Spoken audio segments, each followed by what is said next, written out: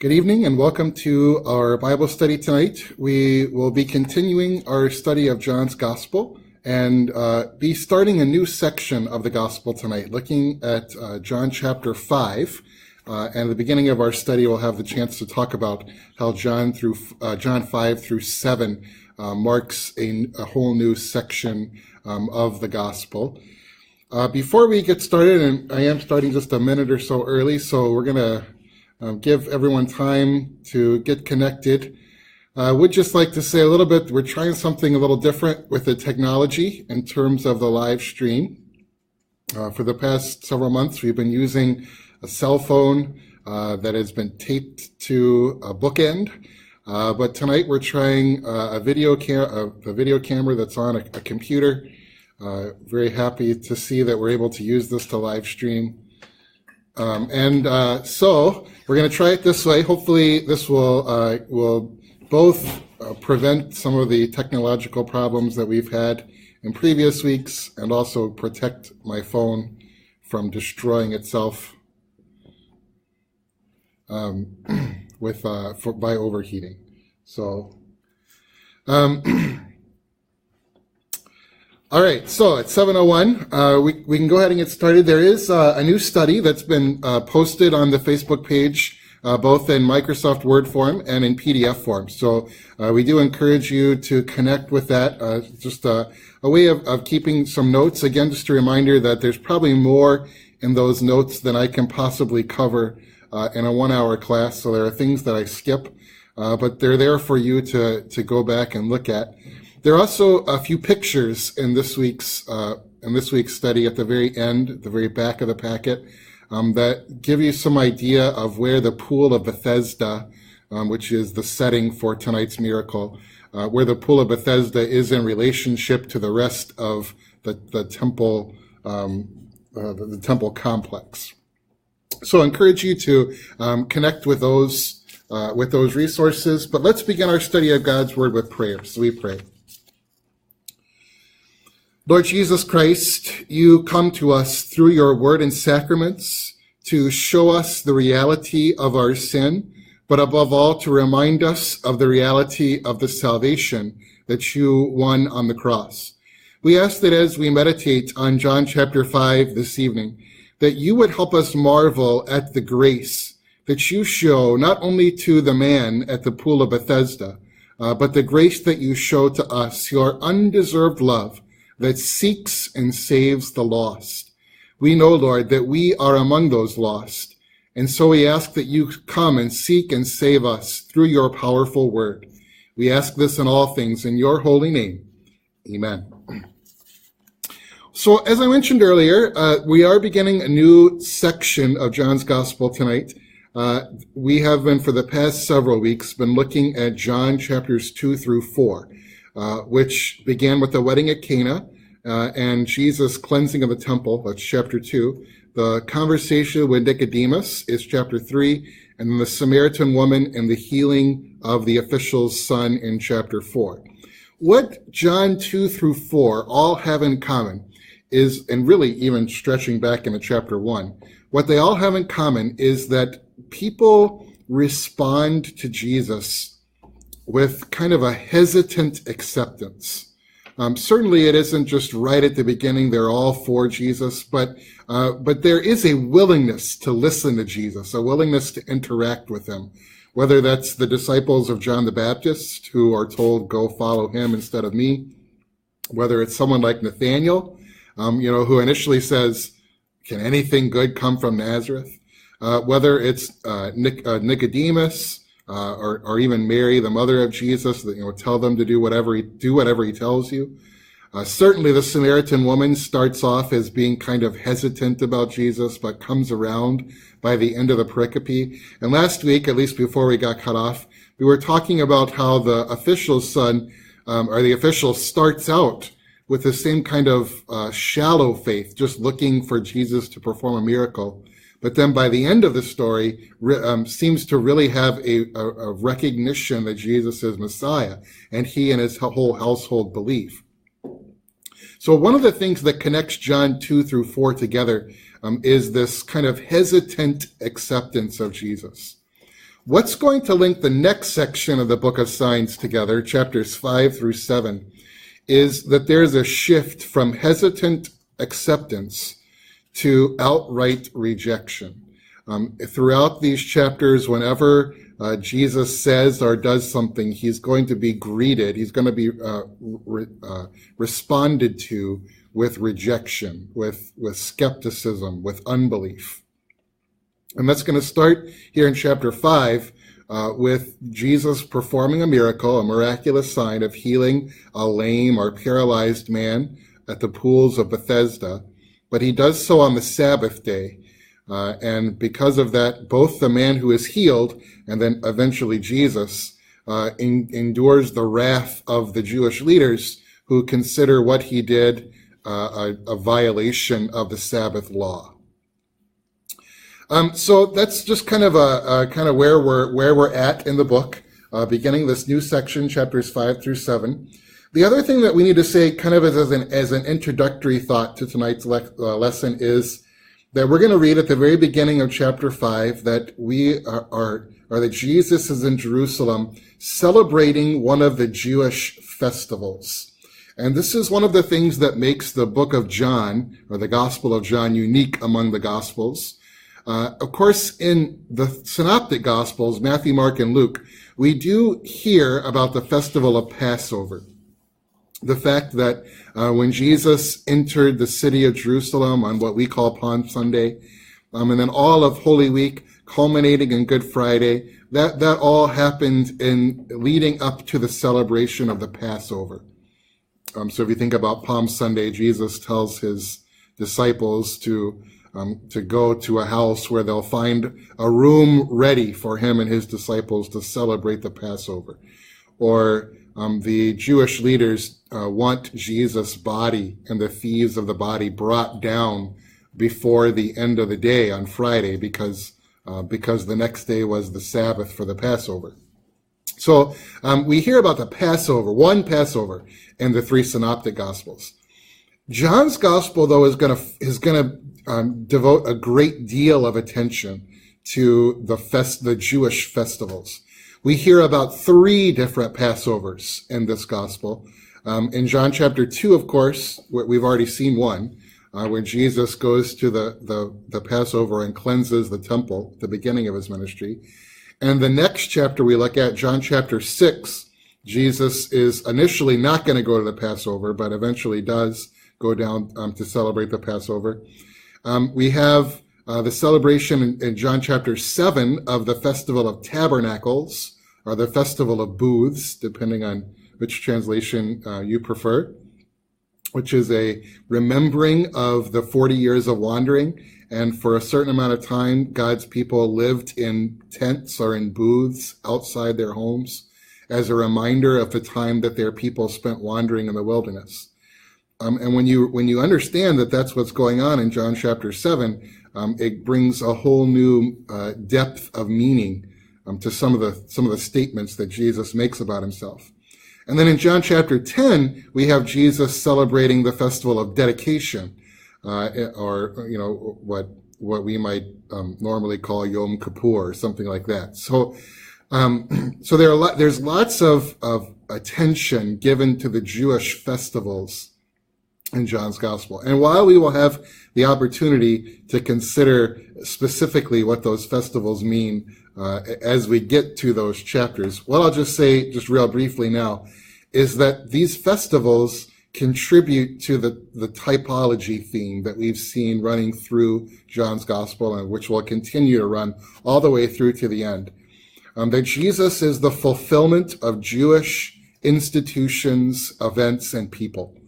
We've seen that Jesus is the fulfillment of Moses, that Jesus is the fulfillment of Jacob, that Jesus is the fulfillment of a temple, that Jesus is the fulfillment of the purification laws, or that Jesus is the fulfillment of, again, the temple in John chapter 4. So Jesus is fulfilling all of these Jewish institutions.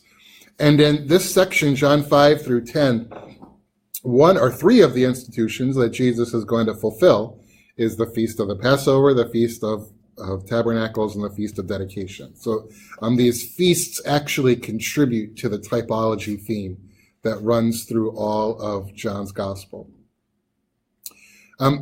In John 5, though, John 5 verse 1 just tells us that it was a festival. It doesn't tell us which festival it was. It's the only time a Jewish festival is mentioned in the Gospel where the actual specific festival is not identified.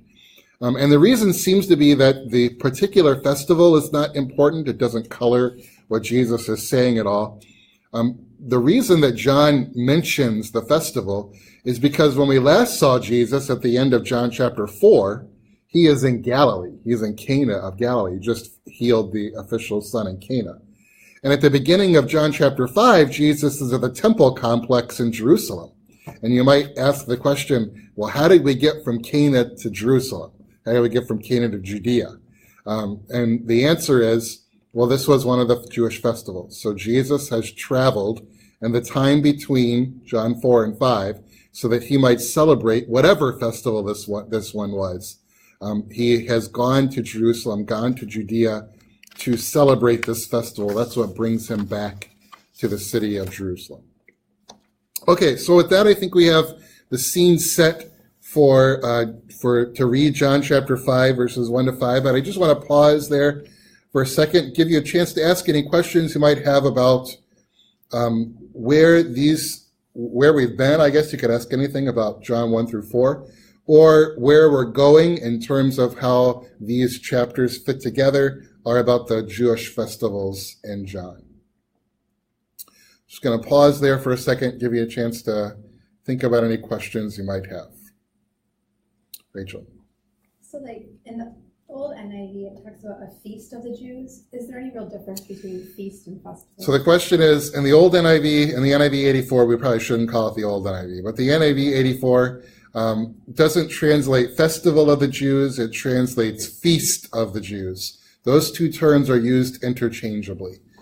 So there's absolutely no difference between talking about the Feast of Passover or the Feast of Tabernacles or the Feast of Dedication, as opposed to calling it the Festival of Passover, the Festival of Tabernacles, or the Festival of Dedication.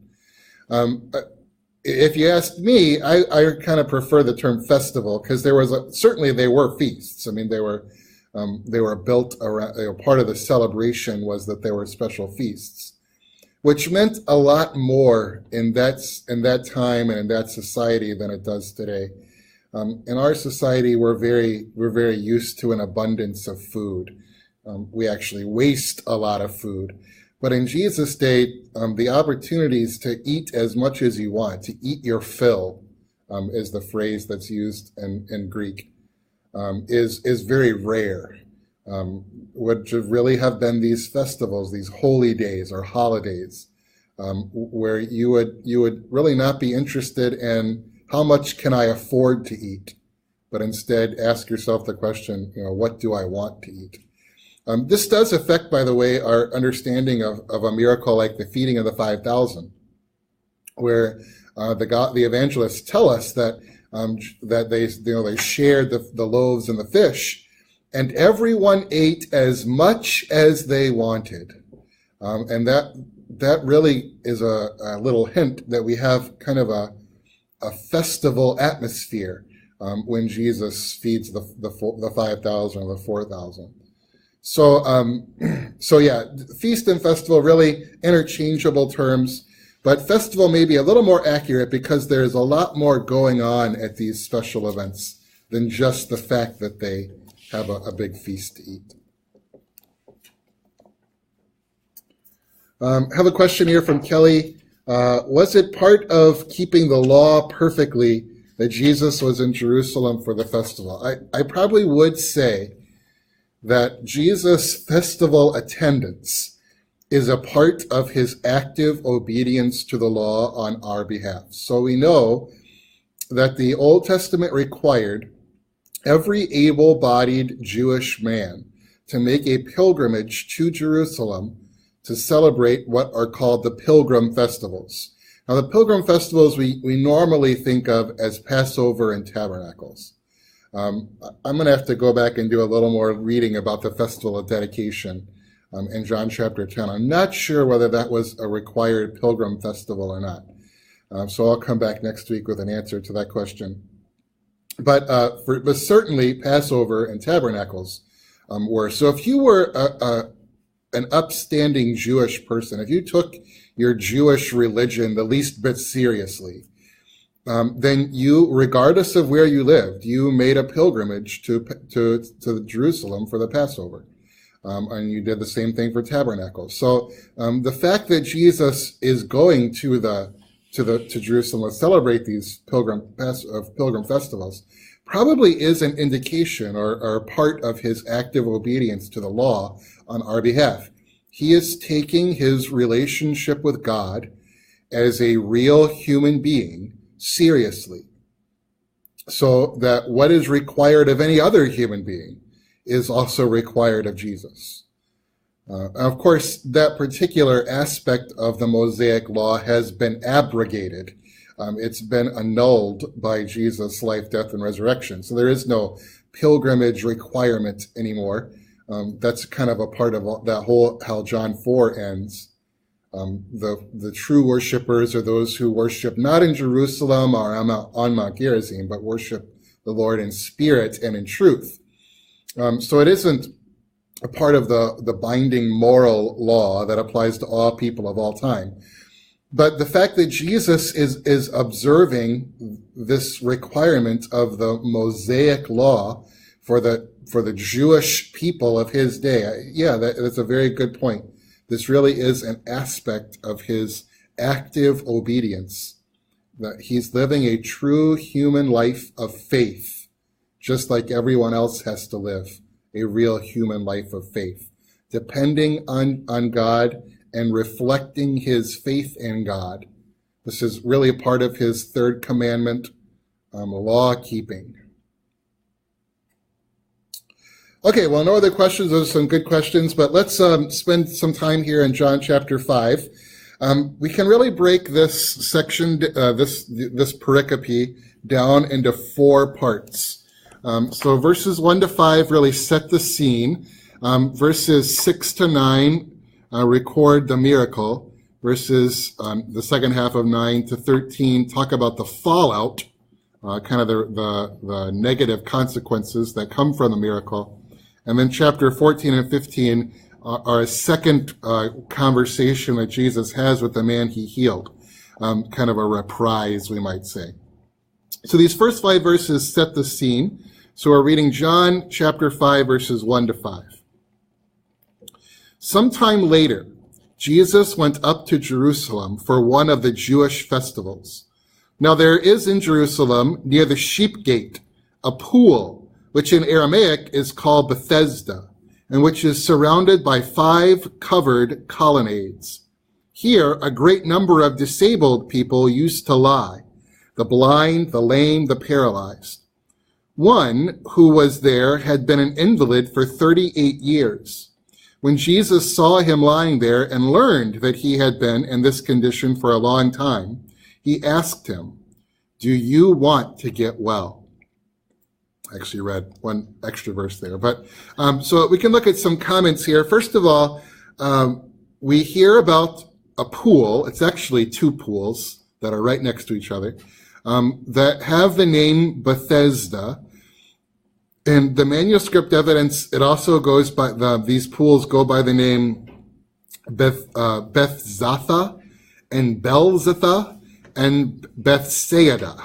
And this is just kind of a reminder that proper names in the ancient world were spelled all kinds of different ways. However, we do know that Bethesda is the proper way to write and pronounce the name of this pool. And actually, this is one of the discoveries from the Dead Sea Scroll. One of the Dead Sea Scrolls is called the Copper Scroll and was published in 1960. And it actually refers to these pools and calls them the pools of Bethesda. So Bethesda, which is the primary textual reading of the New Testament anyway, is another example of how that reading is confirmed by the Dead Sea Scrolls. We know that it is located in the eastern corner of the temple grounds. So if you have your If you have your packet, if you just want to, if you have it printed out, then flip to the back. If you have it electronically, you can kind of scroll to the back. There are a couple of pictures there that show you the relationship of the pool or the pools of Bethesda to the temple proper. One of the reasons that I gave you, let's see. I guess I should just say, so these are all pictures that talk about the fact that the relationship of where the pools are to the rest of the temple. I thought one of these pictures had the sheep gate on it, but I guess they don't. The sheep gate is called the sheep gate because it's the shortest of the gates. It was a gate that sheep could walk through, but really not human beings. And it was on the northeastern corner of the Temple Mount. So sorry, I thought I was looking for that sheep gate, but I don't think there is in one of these pictures. So we've got these pools of Bethesda. You'll also notice in John 1-5 that verse 4 is omitted. Okay, especially if you have the NIV text, you'll notice that it goes right from verse 3 to verse 5, and verse 4, it says verse 4, but it's in brackets. And it actually refers you down to a footnote. And in the footnote, we read what was undoubtedly, this is not originally what John wrote. But this is what verse 4 says. Some manuscripts include here, wholly are in part an addition, paralyzed, and they waited for the moving of the waters. From time to time, an angel of the Lord would come down and stir up the waters. The first one into the pool after such disturbance would be cured of whatever disease they had. Now, you might say, why is this in a footnote? Or why do some people think this belongs in the text if it doesn't? And what we'll say is that there's a whole family of manuscripts, of New Testament manuscripts, that contain this verse in the manuscript. So, this is actually a part of the text as you read John's Gospel.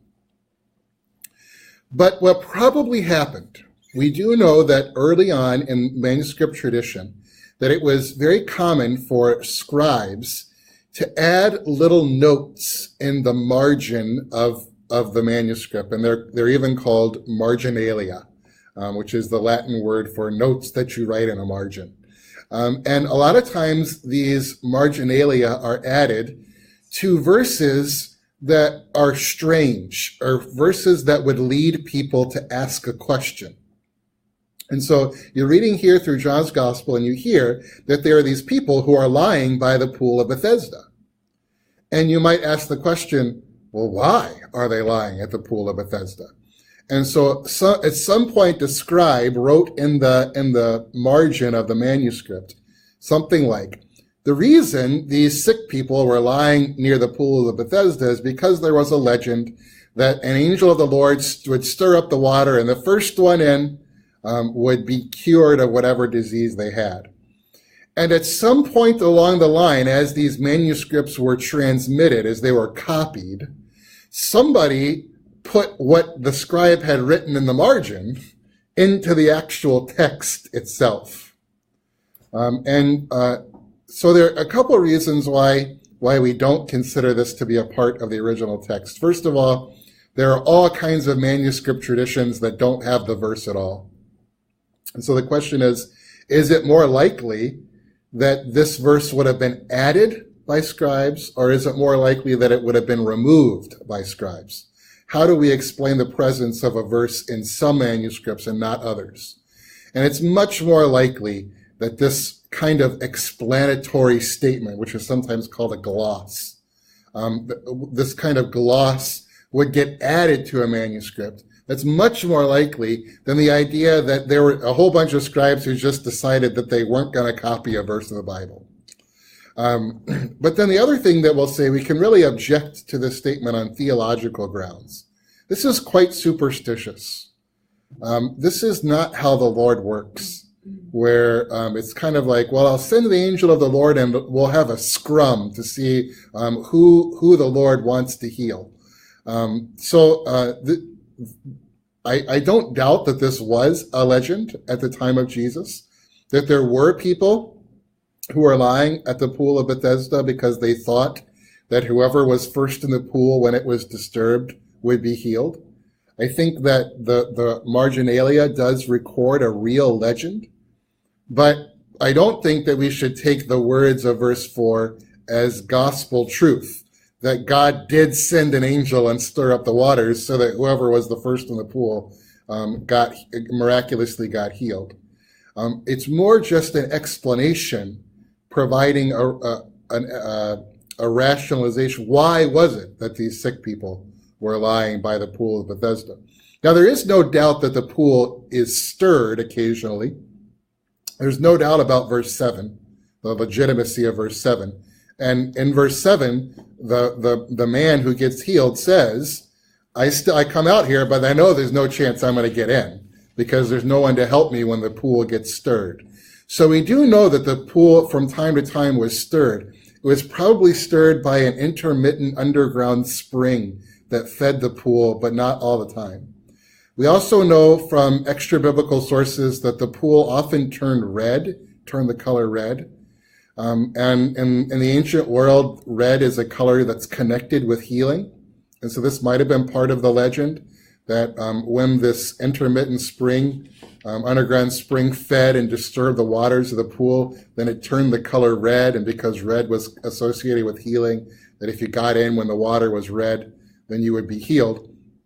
Again, probably the red color came from the mineral deposits from this underground spring. We do know that the water was disturbed, that it was stirred up or churned from time to time. But it wasn't stirred up or churned because God sent an angel of the Lord to do it. But it was a part of this, just the way that the pools were naturally filled with water. One other thing just that we'll say in these beginning verses is that our attention is drawn to the fact that this man has been lame for 38 years. And some people try to say, well, why 38? What is the significance of the 38 years?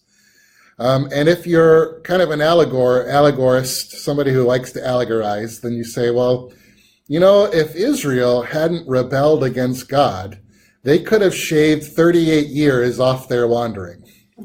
So some people have tried to connect the 38 years that this man has been lame with the 38 years of the 40 years of wandering in the wilderness. I'd say that's a stretch. There's no textual warrant for connecting those two events. What I would say, though, is what I think we have going on here in chapter 5 with the water of the pool of Bethesda is a connection to the other two times we've seen water in John's gospel, or at least two of the times. In John 2 with the changing of water into wine, and in John 4 with the whole talk about living water with the Samaritan woman. We have a contrast between physical water and spiritual water. So the water of the jars at the wedding at Cana could not bring true spiritual cleansing. Only faith in Jesus can do that. And so the changing of water into wine is the gospel's way of telling us Jesus is the one who brings real purification. In chapter 4, Jesus says, the water from Jacob's well cannot slake spiritual thirst. Only faith in me can slake that thirst. So Jesus gives a water that's superior to the physical water that's in the scene. Probably something very similar is going here. This legend was that the waters of the pool of Bethesda could heal you. But the gospel depicts Jesus as the one who brings real healing.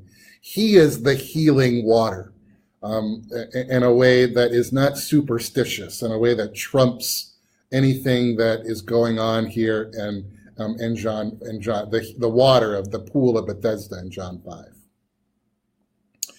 Okay, so with that, we'll pause just a second. Any questions at all on verses 1 through 5, which really just set the scene, the pool of Bethesda, the legend about the healing, or about the man who is eventually going to get healed, who's been sick for 38 years. Any questions or comments about that? John? It just really troubles me to look and see that verse 4 is not included, because that's just part of how I learned the story. And then doesn't the reference of an angel of the Lord, that is Jesus. So the reference that is being taken out is still referring to Jesus, though. So it's not just this angel that does this strange thing, it's the Lord himself. Okay, so John's got a bunch. John's got a bunch of kind of interpretive questions here. Should verse 4 be in there? It's kind of the heart of his comments, especially if you learned this story, and as you learned the story, you were taught the reason that these people are here is because the angel of the Lord stirs up the water and the first one and gets healed. So there are a whole bunch of things to say about that. First of all, I do think the NIV, and by the way, it's not just the NIV. There are most modern translations will not put verse 4 in the actual biblical text, and the reason is because we have hundreds of Greek manuscripts. We have hundreds of copies of John's Gospel that were written by hand. That's what to be a manuscript, it has to be written by hand. Literally, manuscript means written by hand. So these manuscripts were produced. The oldest ones we have are from about the 2nd century, and really we have all the way through the Middle Ages, all the way through the invention of the printing press, and then we don't really have manuscripts anymore because they started printing them. So we have hundreds of early manuscripts. And so when we're looking at manuscripts and we find a difference in manuscripts, we're always asking ourselves the question, they can't both be right. Okay, so you have some manuscripts that have verse 4 printed with the text, and you have other manuscripts where the text goes right from verse 3 to verse 5. So we ask ourselves, there's a whole branch of theology that is dedicated to this what's called textual criticism, trying to determine what the original text was. It is an imperfect science. The only way that you can prove beyond a shadow of a doubt that your textual criticism is correct is if you happen to find the version of John's Gospel that John actually wrote. And you can say, see, I told you that my version was right. And of course, because we don't have the originals, we can never prove beyond a shadow of a doubt whether our textual criticism decisions are right or wrong. We can only do our best.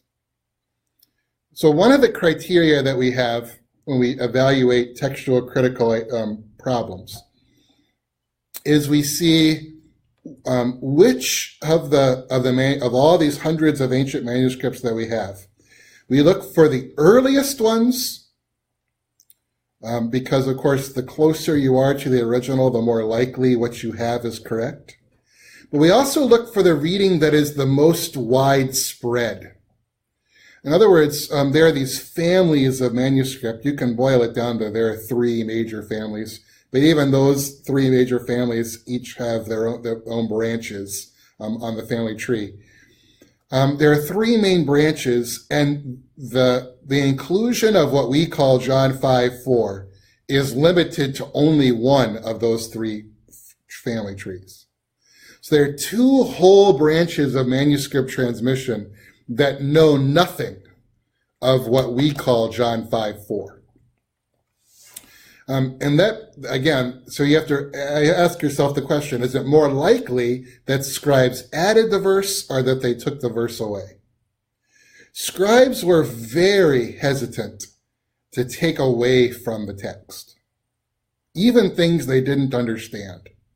they would leave in the text. What they were not so shy about doing was adding to the text things they thought should be there, or harmonizing the text. The other thing they did is they would read Matthew's gospel, and then they would read Luke's gospel, and Luke's gospel would tell the same story but with different words. So they would just change the words so that it matched up with what Matthew's gospel said. And so you have a whole textual family, one of these three branches, where Luke's gospel has wording that's different than the other two branches, and that happens to match Matthew's gospel perfectly. Well, why? Well, because that stream of scribes was just very comfortable harmonizing what Matthew and Luke say. The other interesting point that John makes is that, of course, the angel of the Lord is an Old Testament phrase that sometimes refers to Jesus. Okay, and the other thing we'll say, though, is that the phrase angel of the Lord is also used in the Old Testament, even more commonly used in the Old Testament, to refer not to the pre-incarnate Christ, but to an actual created angel. Even in the New Testament, Gabriel, who goes to deliver the message that Jesus is going to be born, is called an angel of the Lord. So an angel of the Lord appeared to her and said to her, "Do not be afraid," right? So when you have that phrase, the angel of the Lord, you always have, you can't just depend on that phrase to tell you whether or not it's God. Sometimes the angel of the Lord can be God. For example, in Exodus 3, we're told that the angel of the Lord appeared to Moses in a burning bush. Well, that can't just be an angel of the Lord. It has to be the angel of the Lord because of what the angel from the bush says. "I am the Lord, the God of Abraham, Isaac, and Jacob." Any angel that claims that is no good angel, right? Or I think about the angel of the Lord that appears to Samuel's parents. And they ask, "What is your name?" And he says, "My name is Wonderful." That's probably a sign that it's the Lord. And this, by the way, is probably why we shouldn't think Wonderful Counselor and Isaiah as being one title for God. It's really two titles. He shall be called Wonderful, the same guy who appeared to Samson's parents. And he shall be called Counselor. Those are really two different names for Jesus. So even though it is described as an angel of the Lord comes and stirs up the water, I think we should think a created angel, not the second person of the Trinity. But then ultimately, the kind of the clinching reason why I don't think verse 4 is original is on the basis of theology. This is specifically the kind of superstition that the Lord hates. This idea that separates his power from his personal agency and connects it to an object. The Lord does not like that. In fact, the Lord gets really upset when that happens. The most famous example of that is in Jeremiah chapter 7. When the people of Jeremiah is told by God, "Go to the people of Jerusalem and say to them that if you do not surrender to Nebuchadnezzar, this city will be destroyed." And the people of Jerusalem say, "What? We have the temple.